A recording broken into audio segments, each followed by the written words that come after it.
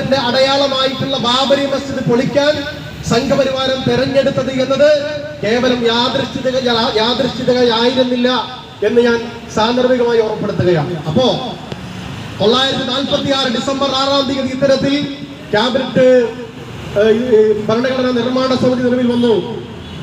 947 August 14-ാം തീയതി അർദ്ധരാത്രിയിൽ നമുക്കൊക്കെ അറിയാവുന്നതുപോലെ സന്തോഷകരമായ സാഹചര്യം നമുക്ക് ഇന്ത്യ സ്വതന്ത്രമാകുന്ന ദിവസം നിലവിൽ വന്നു.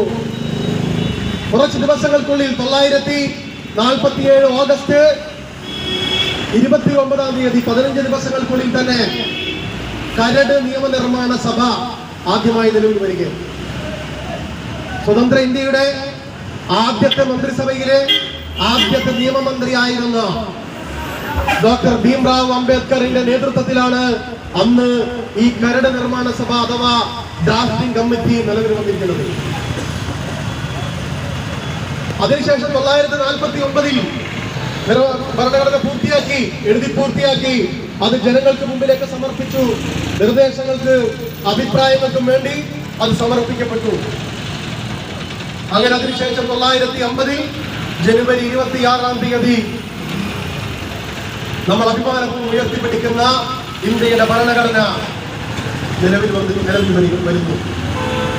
ഞാൻ പറഞ്ഞു വരുന്നത് വളരെ ശ്രമകരമായ 946 മുതൽ 950 വരെ 4 വർഷം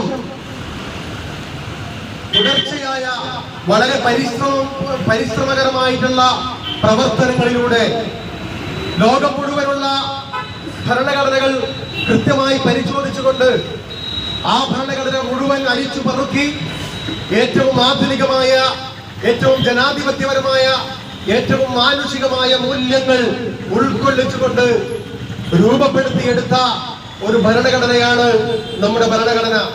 അല്ലാതെ ഒരു സുപ്രഭാതത്തിൽ ആർക്കെങ്കിലും കുറച്ച് ആളുകൾക്ക് തോന്നിയ കുറച്ച് അഭിപ്രായങ്ങൾ എഴുതി ചേർത്തുണ്ടാക്കിയതല്ല.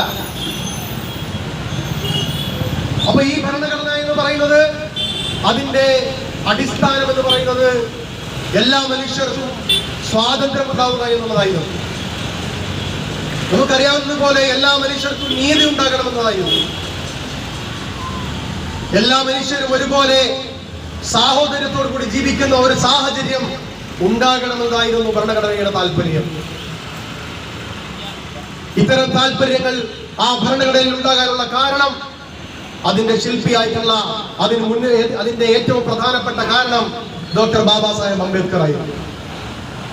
അദ്ദേഹം കേവലം ഒരു ഭരണഘടനാ ശില്പി മാത്രമല്ല, മറിച്ച് അദ്ദേഹത്തിന്റെ ചെറുപ്പകാലഘട്ടം മുതൽ അദ്ദേഹം ദളിത് സമുദായത്തിൽ ജനിച്ചിട്ട് പോലും അദ്ദേഹത്തിന്റെ സഹപ്രവർത്തകരിൽ നിന്നും താഴ്ന്ന ജാതിയിൽപ്പെട്ട ആളായതുകൊണ്ട്, മനുഷ്യനായതുകൊണ്ട് അദ്ദേഹത്തിന് ജാതി വിവേചനം നേരിടേണ്ട സാഹചര്യം ഉണ്ടായിട്ടുണ്ട്. അംബേദ്കറിന്റെ സിനിമയിലൊക്കെ തന്നെ ഇപ്പോൾ കാണിച്ചിട്ടുള്ളത് പോലെ, ലേഖനങ്ങളിൽ എഴുതിയിട്ടുള്ളത് പോലെ, അദ്ദേഹം ഒരു യൂണിവേഴ്സിറ്റിയില് പഠിപ്പിച്ചുകൊണ്ടിരിക്കുമ്പോ സ്റ്റാഫ് റൂമിൽ അദ്ദേഹം അവിടെ ഇങ്ങനെ നോർമലായിട്ട് അധ്യാപകർക്ക് കുടിക്കാൻ വെള്ളമെടുത്ത് വെക്കുന്ന ഒരു സാഹചര്യം ഉണ്ടാവുമല്ലോ. അതിൽപ്പെട്ട സവർണരായിട്ടുള്ള അധ്യാപകർ അദ്ദേഹത്തോട് പറയുന്നു, താങ്കൾ ഇതിന് വെള്ളം കുടിക്കരുത്. വളരെ സ്നേഹത്തോടു കൂടി പറയാം. അതാണ് അവരുടെ ഒരു രീതി. സ്നേഹിച്ചു കൊല്ലാന്നുള്ളതാണ്. വളരെ സ്നേഹത്തോടു കൂടി പറയുന്നു, വിനീതമായിട്ട് പറയും, താങ്കൾ ദയവ് ചെയ്ത് ഈ വെള്ളം കുടിക്കരുത്. അത് ഞങ്ങൾക്ക് മാനസികമായി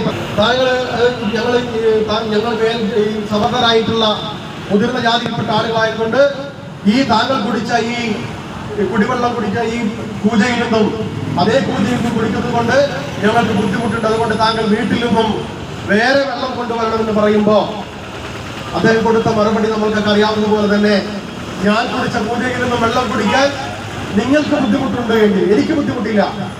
നിങ്ങൾ കുടിച്ച പൂജയിൽ നിന്നും കുടിക്കാൻ എനിക്ക് ബുദ്ധിമുട്ടില്ല. പക്ഷേ ഞാൻ കുടിച്ച പൂജയിൽ നിന്നും വെള്ളം കുടിക്കാൻ നിങ്ങൾക്ക് ബുദ്ധിമുട്ടുണ്ട് എങ്കിൽ നിങ്ങൾ ഓരോരുത്തരും നിങ്ങളുടെ വീടുകളിൽ നിന്നും വെള്ളം കൊണ്ടുവരണമെന്നാണ് എനിക്ക് പറയാനുള്ളത് എന്ന് പറഞ്ഞുകൊണ്ട് അവിടെ പോരാട്ടത്തിന്റെ ജാതി മേൽക്കോയ്മയ്ക്കെതിരായ, സവർണ മേൽക്കോയ്മയ്ക്കെതിരായ പോരാട്ടങ്ങളുടെ തുടക്കം കുറിച്ച ഒരു മഹത് വ്യക്തി.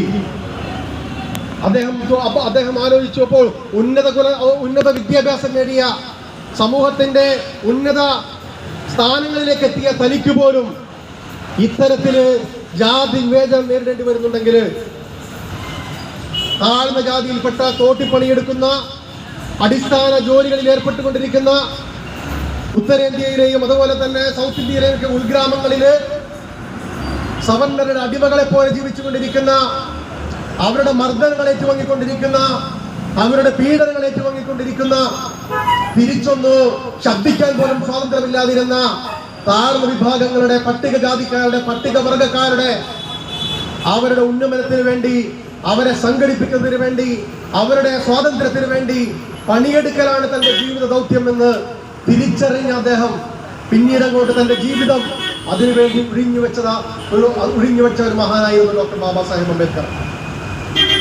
അദ്ദേഹത്തിന്റെ ആ ഒരു ജീവിതത്തിന്റെ ഭാഗമാണ് സമര പോരാട്ടങ്ങളുടെ തുടർച്ചയായിട്ടാണ് ഈ ഭരണഘടനയുടെ ആമുഖത്തിൽ തന്നെ എല്ലാ മനുഷ്യരെയും ഒരുപോലെ പരിഗണിക്കപ്പെടുന്ന സ്വാതന്ത്ര്യവും അതുപോലെ തന്നെ സമത്വവും നീതിയും ഒക്കെ തന്നെ ഇടം പിടിക്കാനുണ്ടായ സാഹചര്യം.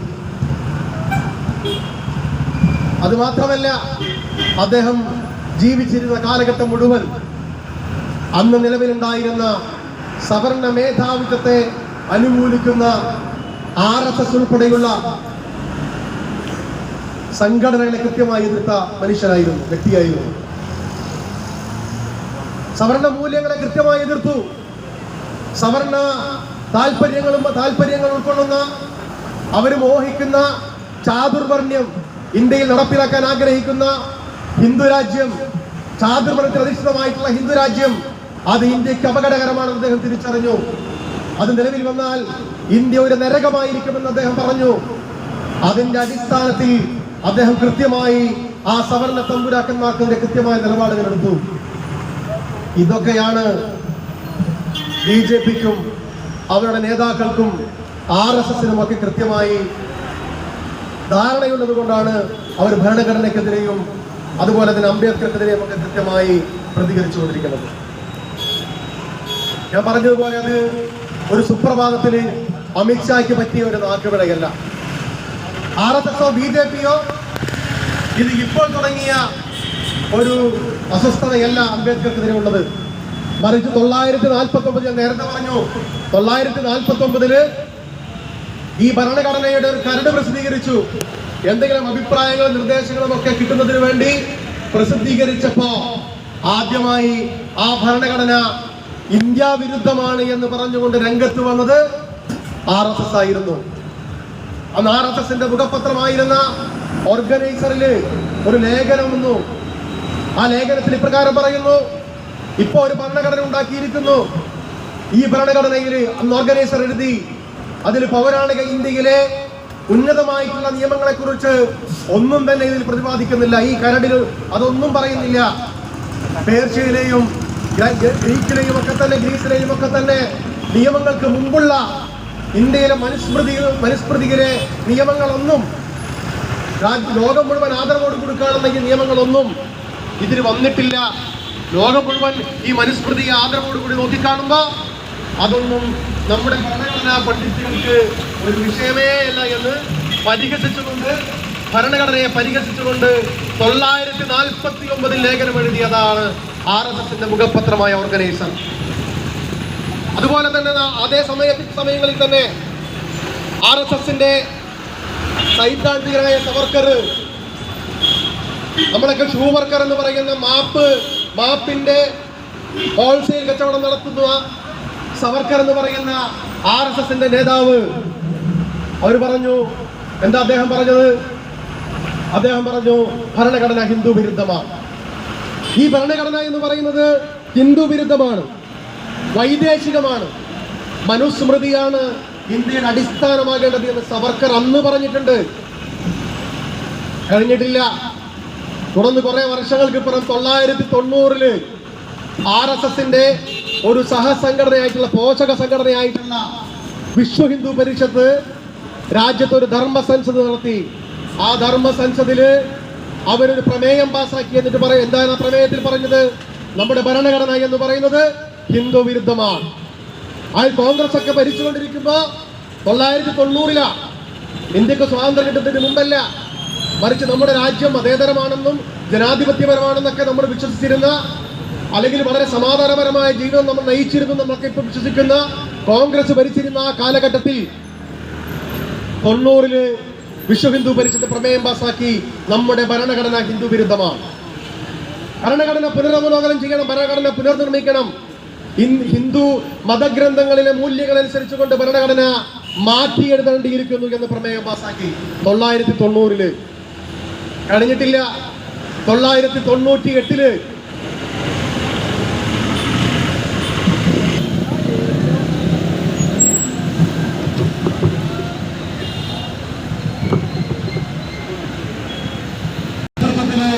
ആദ്യമായി NDA സർക്കാർ അധികാരത്തിലേറിയപ്പോ അവർക്ക് നടത്തിയൊരു പ്രഖ്യാപനമുണ്ട്. ഇന്ത്യയുടെ ഭരണഘടന പുനരവലോകനം ചെയ്യേണ്ടതാണ് എന്ന് NDA സർക്കാർ ഔദ്യോഗികമായി എന്ന് പറഞ്ഞിട്ടുണ്ട്. കഴിഞ്ഞിട്ടില്ല. 2000-ല് രാഷ്ട്രീയ സ്വയം സേവക സംഘത്തിന്റെ RSSന്റെ സാരഥ്യം ഏറ്റെടുത്തുകൊണ്ട് KS സുദർശൻ അന്ന് നടത്തിയൊരു പ്രസംഗമുണ്ട്. അന്ന് KS സുദർശനും പറഞ്ഞു, ഇന്ത്യയുടെ ഭരണഘടന ഹിന്ദു വിരുദ്ധമാണ്, ഇന്ത്യയുടെ ഭരണഘടന പാശ്ചാത്യ മൂല്യങ്ങളാണ് ഇന്ത്യയുടെ ഭരണഘടനയിലുള്ളത് എന്ന് ജനാധിപത്യം നിന്നുകൊണ്ട് 2000-ല് KS സുദർശൻ പറഞ്ഞിരുന്നു. 2015, അതായത് ഇപ്പോൾ നരേന്ദ്രമോദിയുടെ സർക്കാർ ആദ്യമായി അധികാരത്തിലേറുന്ന 2014-ന് ശേഷം ആദ്യത്തെ റിപ്പബ്ലിക് ദിനത്തിന്റെ ഭാഗമായിക്കൊണ്ട് രാജ്യത്തെ മുഴുവൻ പത്രങ്ങൾക്കും കൊടുത്ത പരസ്യത്തില് അതിന് ഭരണഘടനയുടെ ആമുഖത്തിൽ നിന്നും സ്വാതന്ത്ര്യം, അതുപോലെ തന്നെ മതേതരത്വം, സോഷ്യലിസം എന്ന് പറയുന്ന വാക്കുകൾ എടുത്തു കളഞ്ഞുകൊണ്ട് പരസ്യം കൊടുത്തു. അപ്പോൾ ഇത്തരത്തിലുള്ള നീക്കങ്ങൾ, ഭരണഘടനയ്ക്കെതിരെയുള്ള പച്ചയായ പ്രകടമായ പരസ്യമായ നീക്കങ്ങൾ, പ്രസ്താവനകൾ, അത് സ്വാതന്ത്ര്യം നേടിയതിനു മുമ്പും അതിനുശേഷവും ഭരണഘടനയ്ക്കെതിരായിട്ടുള്ള, അതിന്റെ മൂല്യങ്ങൾക്കെതിരായിട്ടുള്ള കൃത്യമായ നീക്കങ്ങൾ RSSന്റെ ഭാഗത്തു നിന്നും അതിന്റെ നേതാക്കളുടെ ഭാഗത്തു നിന്നും ഉണ്ടായിട്ടുണ്ട്. അത് ആകസ്മികമല്ല. ഭരണഘടന അവർക്ക് അസ്വസ്ഥതയുണ്ടാക്കുന്ന സംഗതിയാണ്. ഭരണഘടനയിലെ ഓരോ മൂല്യങ്ങളും ഇന്ത്യയിലെ എല്ലാ മനുഷ്യർക്കും തുല്യത ഉണ്ടാകണമെന്ന് പറയുമ്പോൾ അവർക്ക് അസ്വസ്ഥതയുണ്ടാകുന്നു. ഇന്ത്യയിലെ എല്ലാ മനുഷ്യരും സ്വാതന്ത്ര്യത്തോടുകൂടി ജീവിക്കണമെന്ന് പറയുമ്പോൾ RSSനും BJPക്കും അസ്വസ്ഥതയുണ്ടാകുന്നു. ഇന്ത്യയിലെ ഉയർന്ന ജാതിയുള്ളവനും താഴ്ന്ന ജാതിക്കാരനും ഒരേ അവകാശങ്ങൾ ലഭ്യമാകണമെന്ന് പറയുമ്പോൾ അത് അവർക്ക് അസ്വസ്ഥതയുണ്ടാകുന്നു. ഇതുകൊണ്ട് തന്നെയാണ് അവർ ഭരണഘടനയെ തള്ളിപ്പറയാൻ ശ്രമിക്കുന്നത്. ഇതുകൊണ്ടാണ് അവർ ഭരണഘടനയെ തിരുത്തിയെത്താൻ ശ്രമിക്കുന്നത്.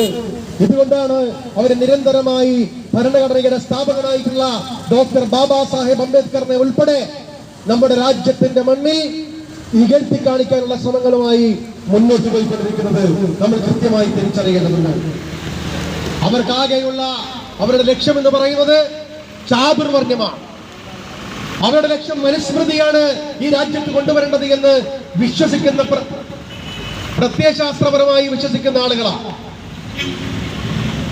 ചാതുർവർണ്ണത്തിൽ അധിഷ്ഠിതമായി സവർണ ആളുകൾക്ക്, നമ്പൂതിരിമാർക്കും, അതുപോലെ തന്നെ നേരത്തെ ഇവിടെ അധ്യക്ഷൻ സൂചിപ്പിച്ചതുപോലെ മുൻകാലഘട്ടങ്ങളിൽ ഇവിടെ വഴി നടക്കാൻ പോലും അവകാശമില്ലാതെ താഴ്ന്ന ജാതിയിൽപ്പെട്ട മനുഷ്യരെ പരിഗണിച്ചിരുന്ന സാഹചര്യം, ഒരു മനുഷ്യനായി പോലും മൃഗങ്ങൾക്കുള്ള അവകാശങ്ങൾ പോലും നിഷേധിക്കപ്പെട്ടുകൊണ്ട് നമ്മുടെ രാജ്യത്ത് പുഴുക്കളെ പോലെ ജീവിക്കേണ്ട സാഹചര്യം, മനുഷ്യനെ വടികളിലിട്ടുകൊണ്ട് തെരുവുകളിലിട്ട് തല്ലിക്കൊല്ലുന്ന സാഹചര്യം, ഈ സാഹചര്യം നിലനിൽക്കുന്ന മുൻകാലഘട്ടങ്ങളിലെ പ്രാകൃതമായ ആ ചാതുർവർണ്ണത്തിന്റെ കാലഘട്ടത്തിലേക്ക് നമ്മുടെ ഇന്ത്യ മഹാരാജ്യത്തെ കൊണ്ടെത്തിക്കുന്ന മനുസ്മൃതിയുടെ നാളുകളിലേക്കാണ്, അതിനടിസ്ഥാനമാക്കിയുള്ള പുതിയ രാജ്യമാണ് RSSും സംഘപരിവാരവും ഭാരതീയ ജനതാ പാർട്ടിയും ഉദ്ദേശിക്കുന്നത് എന്ന് വളരെ വ്യക്തമാണ്.